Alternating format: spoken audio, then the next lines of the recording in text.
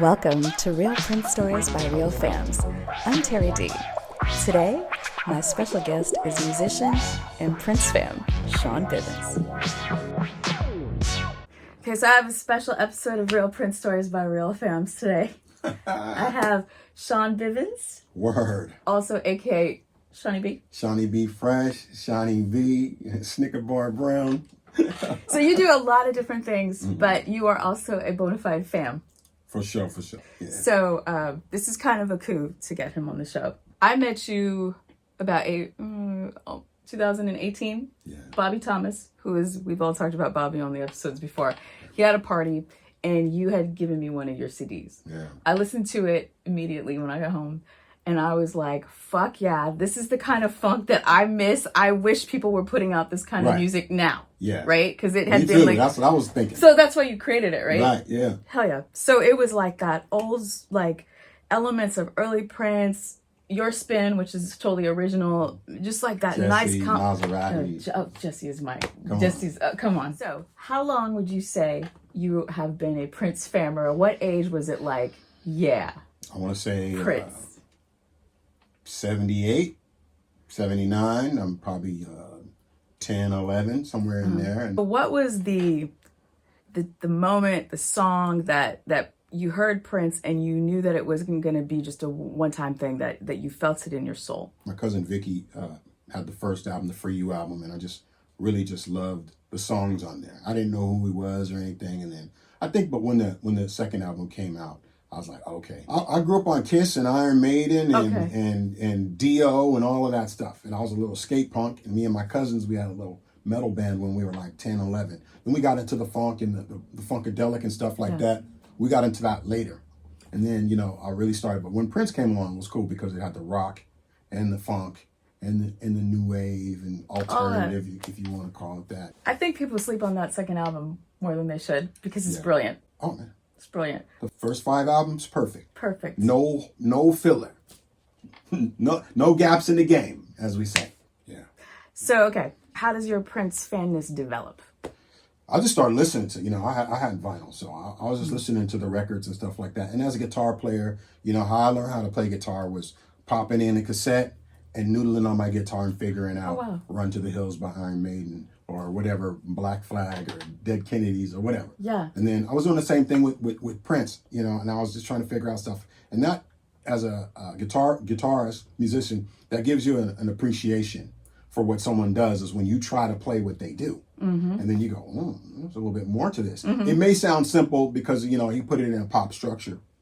But once you start trying to figure out the chords and stuff, and then you go, oh, okay, he's deeper. My dad was a jazz guitar player and a total snob when it came to pop music or anything.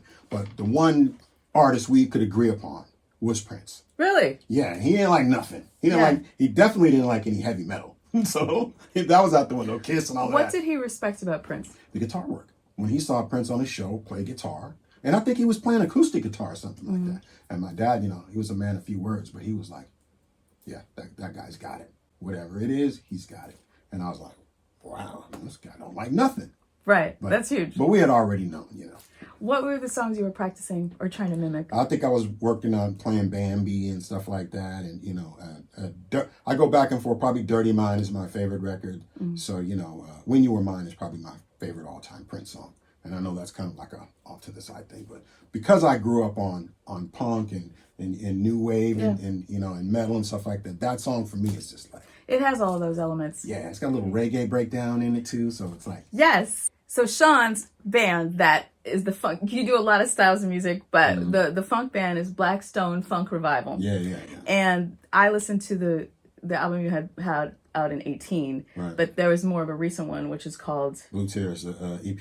Blue Tears is a fucking awesome record. I think I put that on repeat like 12 times on Friday. Right on. And it has so many elements of the early Prince albums, right? Yeah. But what Shaun does is just inspiration. Yeah. And then it's your own style, which is what's so great. Right.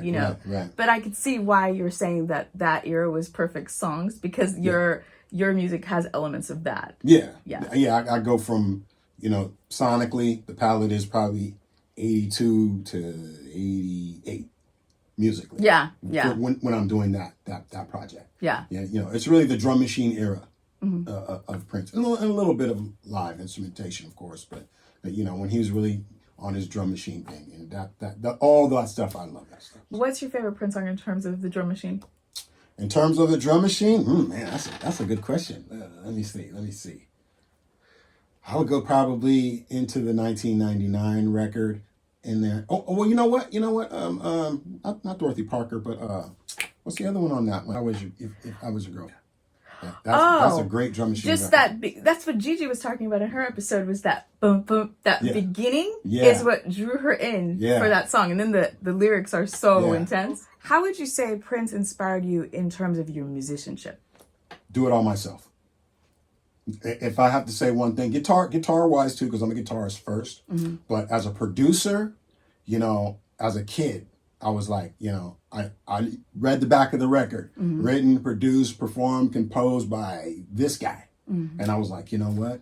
I'm going to get on that energy. I'm going to get a drum machine. I'm going to teach myself how to play synth. I'm going to learn how to play the bass and, other instruments. And I really carved out, probably 15 years of really just studying production, arrangement, songwriting, harmonies, and stuff like that, so that I can make music and not have to depend on anybody else. If there's nobody else around, I can make a record by myself and not have to worry about a producer or a writer or anybody else. And that to me is very freeing, because you know how musicians are. We're all nuts. You may especially and this is what made me become a lead singer. I'm not a singer.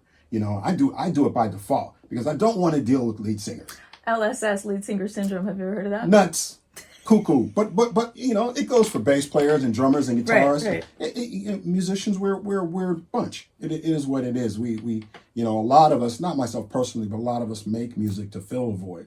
You know what I mean? I make music out of just I love to have an idea and see if I can make that idea come to life. And how close can I get it to the thought that's in my head? So doing things myself, playing all the instruments myself. That's the number one thing that inspired me about Prince, is that he was self-contained, and and that's where it's at. Do you think how he brought up and made it sort of in the forefront about the injustices that were happening in traditional record labels at the time has sort of helped? Can you explain that? Happening right now. I'm still connected to the big fish, but yes, I was very happy that he was speaking up about it. Because once you start crunching the numbers. Right, even before he started talking about it, you had other artists speaking out on it. But once you start crunching the numbers, and then I come from the Bay Area, where I know a lot of rock stars. Mm-hmm. I know a lot of people with big record deals, and we would see them, we would hear them on the radio all the time. Like, man, the homie just sold, double platinum, and he's still in a freaking Accord. How does that happen? Right. So we started figuring out, okay. But it's the same thing that was going on back in the 50s, in the 40s. The record contracts, the structuring of these contracts it is terrible. So would you say when you're on stage, is there any element of your Prince fanness that comes through when you're performing? With the Black Stone, absolutely. Because we'll cover some Prince stuff.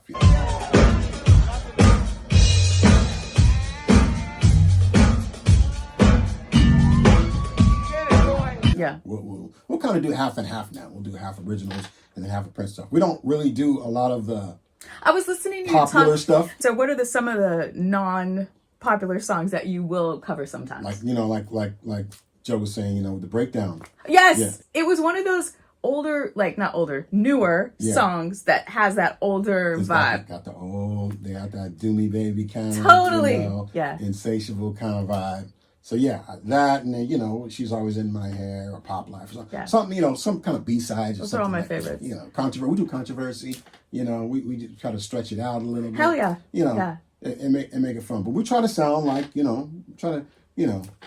don't have a bunch of extra stuff. Our band is really set up exactly how Prince's early band was, exactly how Jesse's band was. Mm-hmm. You got a couple guitar players, three guys that sing, 2 keyboard players, and a drummer.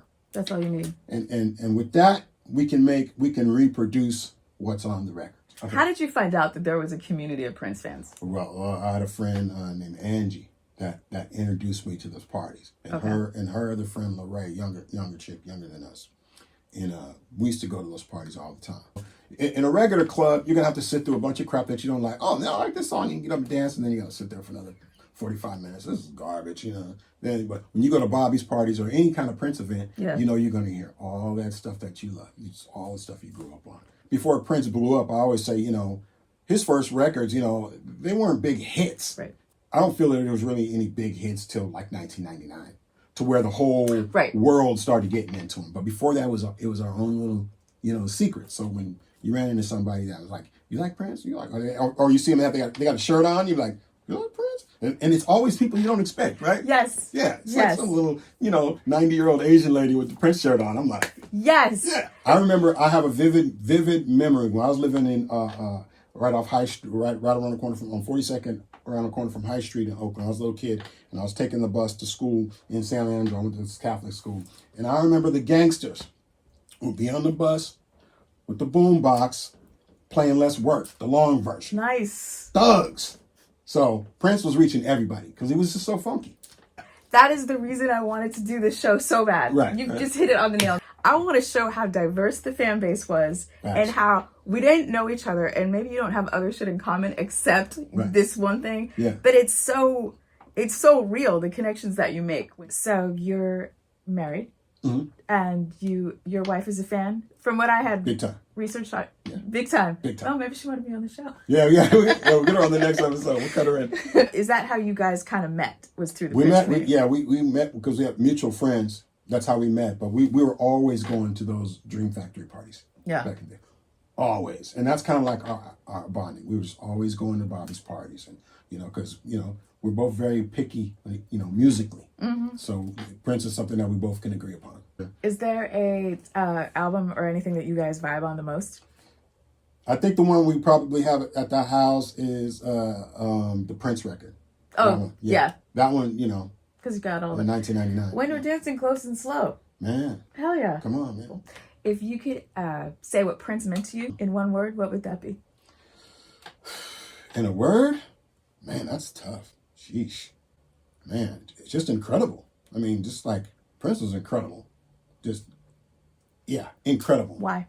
Just because, he was so self-contained. I always go back to that. I just respect somebody who can, I guess coming from my hip hop background, we're used to I remember getting, I have to shift a little bit here. I remember getting a record deal when I was rapping early in my rap thing with RCA, and they were kind of shocked that, oh, you wrote the stuff? Oh yeah. You programmed the drum machine, you produced it, you perform, so the hip hop mindset is we do everything ourselves, and that's a Prince thing. What is one of your favorite shows that you've seen him at? My all-time favorite show that I saw him at was a small show. This is when I was playing guitar for Larry Graham. Larry would play with Prince. Right. And then, Larry would do his own shows, and we would be Larry's backing band. And then we had another band called Bliss, too. So we'd play with Bliss, and then we'd back up Larry. And then, long story short, I can't remember where. I think it might have been the Shoreline they were playing at or something like that. And then afterwards, they played at Slim's in San Francisco. Mm-hmm. So we all carried caravan down there, and get on the tour bus, and Eddie Murphy sitting there, and I'm like, hey, it's Eddie Murphy, right? Shakes my hand, almost breaks it. This is when he was like getting all buff. So you're standing next to the stage, on the side of the stage. I don't know if you remember that club. I do. So I'm standing right there, and I'm just watching this dude work, and it's just amazing to be that close. But then, as a producer and a musician, I'm listening to everything. Right. I'm listening to, is the hi-hat pattern on the drums the way it's supposed to be? Is that dude hitting the wrong note over there? Is the keyboard? And everything was just stellar. Wow. Because that way, up close like that, you can hear everything. Mm-hmm. You can hear everything. And I do that to myself when I'm playing my own music, but I really got to sit there and analyze and just pick through Prince's live performance, feet away. So Slim's favorite show ever. Yeah. So you're hearing perfection. Yeah, I'm fanning at the same time, but I'm producing. Hell yeah. And I'm mixing. You know what I mean? I'm like, don't. There's not enough top end on the kick drum. Right. I'm doing that thing too. Is that how you run your band?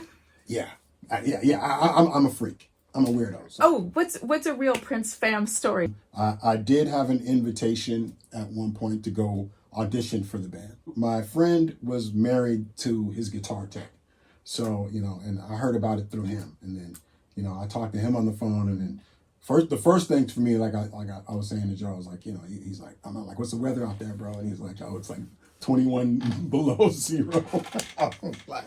I said, my people are tropical people, homie. I can't. 21 below zero. Yes. That's crazy. Yes. Then he was like, bro, you can't have a serious relationship. I think he was hiding his marriage and his relationship. Oh wow. So because Prince wants to keep you tight, and he's like, you got to live out here, but he's like, you should try out. You should try out. And I was like, I don't want to live in Minnesota, and I gotta have my girl with me. I don't know, it was. Yeah. But he told me the pay was crazy. Crazy good? Crazy, yeah. Oh, that's good. Yeah, the pay was like bonkers. I think it was like $5,000 a week or something. Whether I you're never hear that about him. The pay was great. I think he was like, yeah. And that's just so you're on call and you play whenever he's ready for you. But here's the thing. He was like, you're always rehearsing. You're always practicing. Even if you're not doing the show, you're always rehearsing. And you got to, and I didn't think I was good enough at the time, because you have to learn some jazz stuff, which I suck at jazz stuff. The rock stuff I got. The funk stuff I got. But the jazz stuff, you have to learn the set in different ways. And I don't read music. So I was like, I really felt like I would not, at that time, I wasn't, seasoned enough to do the job. So you didn't do the audition? No, I didn't go. How do you feel about not doing it? I feel, well, it's two-pronged. I feel bad that I just didn't go and hang out and meet him. But I had a friend that went out there and it didn't go so well. And the way the interview ended, I was like, damn, I'm happy I didn't go. Right. Sometimes it's better not to meet, to work with the people that choose. I'm like, I go, if that happened to me, I probably wouldn't be a Prince fan to this day. You know what I'm saying? So that worked out. It worked out. It was cool to my buddy threw my name in the hat, and yeah. And he had seen me play with Larry, I'm sure because of your connection with Larry, you would have gotten he had seen me. He had seen me play with Larry, so but I think it's awesome that he saw your show. Yeah. That means he knew about you and knew what you guys could do. Yeah, he saw me do a little something. That's awesome. Yeah. That's awesome. Can I ask you about April 21st, 2016 when Prince passed? Yeah. Can I ask you where you were and what that was like for you? I was home and I think we heard it on the news or social media. And I was like, nah, we just saw him. Yes. We just saw him at the Oakland Coliseum, and we weren't going to go because me and my wife were talking. We were like, yeah, we ain't going to go because, and I'm like, I'm waiting for the piano and microphone. Right. Yes. I want the Dirty Mind 1999 band style Prince. I've been waiting for that to come back for years. I'm like, him and the piano, I don't know so much, but you know what though? What made you go? We're like, you know what? Tickets ain't crazy. Let's just go. And man, what a great show. Don't you feel great that you went to that? I'm so happy because I think it might have been a month or so or something like that. Back to your story. You're home. Yeah. You see it on the news, and and then of course you have to call people that would know, But and then I had heard what I think I had heard what happened. Was it a week or so? Oh, and the airplane. Yeah, when he had to take the landing, and I was like, oh, okay, maybe he's in trouble. I didn't know to what extent. And this is the thing, with in our business, drugs have always been a prevalent part of the music scene. Unfortunately, whether it be alcohol or just weed or whatever, and it's sad because you hear all the stories about how strict he was about that stuff, and for but these new drugs is they different. They're not made for dudes from the 70s and the 80s, you know. How did you spend that day when he passed? I don't even remember. Did you and your wife talk about it?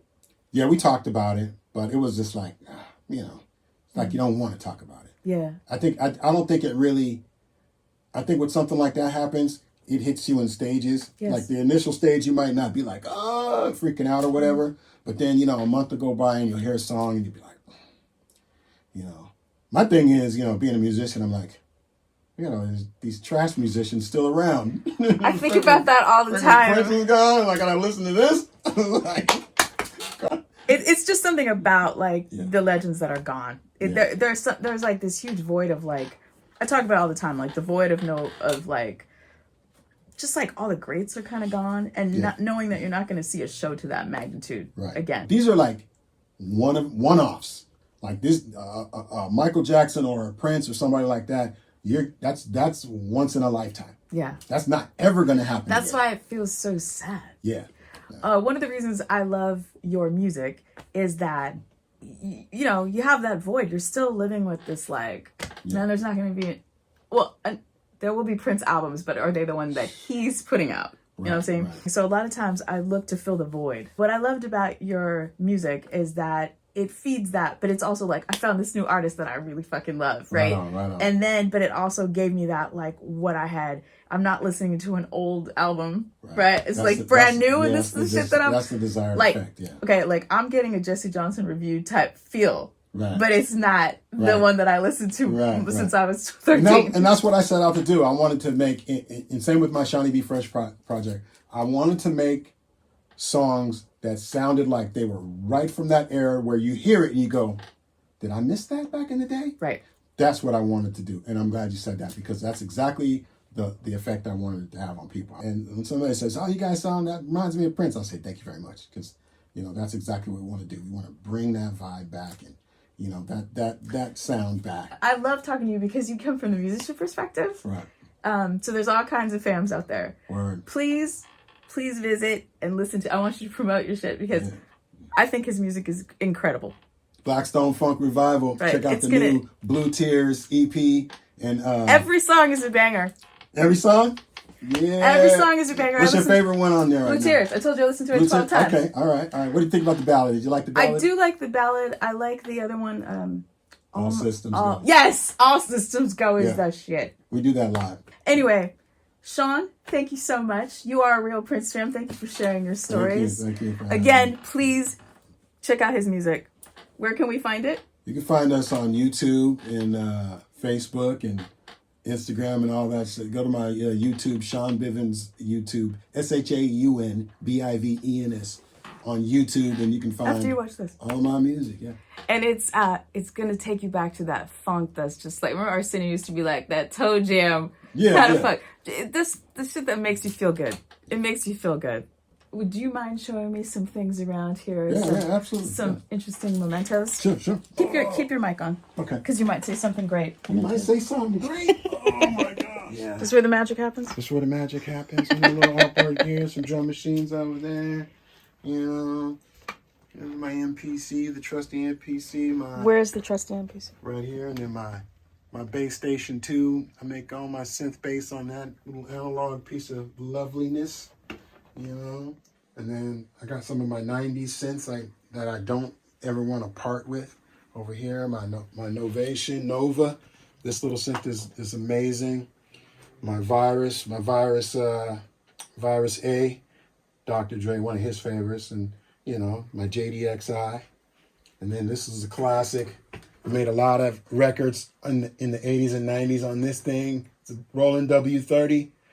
Sample still uses floppy disks. It still works. The Blackstone Funk Revival record right here.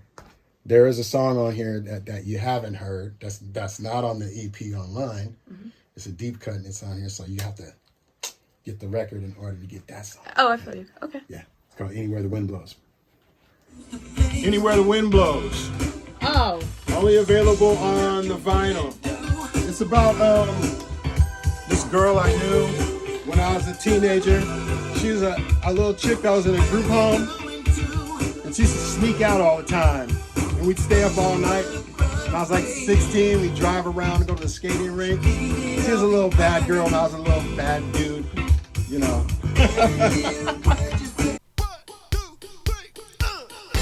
Okay, how fucking cool is Shaun? Thank you so much, Shaun Bivens, for your wonderful interview today. Stay tuned to this channel for more. And as always, like and subscribe.